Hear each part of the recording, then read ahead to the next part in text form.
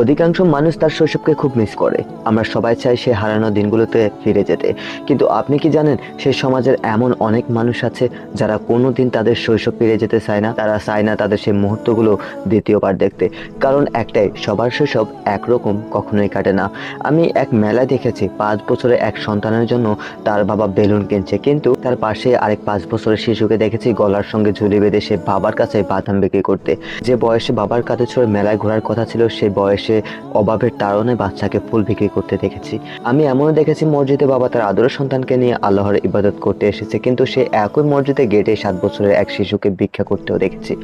উৎসবের দিনগুলোতে যখন সব শিশু নতুন জামা পরে আনন্দে মেতে ওঠে, তখন দেখেছি 6 বছরের এক শিশুকে ময়লা পোশাকে এক কোণে দাঁড়িয়ে থাকতে।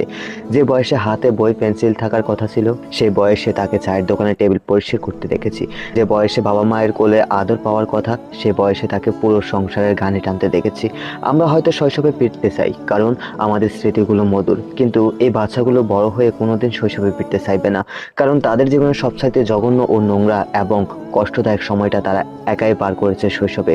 মনে রাখবেন, সবার শৈশব উজ্জ্বল আর স্মৃতিময় হয় না। কারো কারো শৈশব কাটে আবদ্ধ ঘরে কিংবা রাস্তার ধুলোয়। তাই আজ থেকে চোখ করুন আর প্রতিনিয়ত এমন ইন্টারেস্টিং ভিডিও পেতে ক্রিয়েশন অফ আশিক 0.2 ফলো করে রাখুন।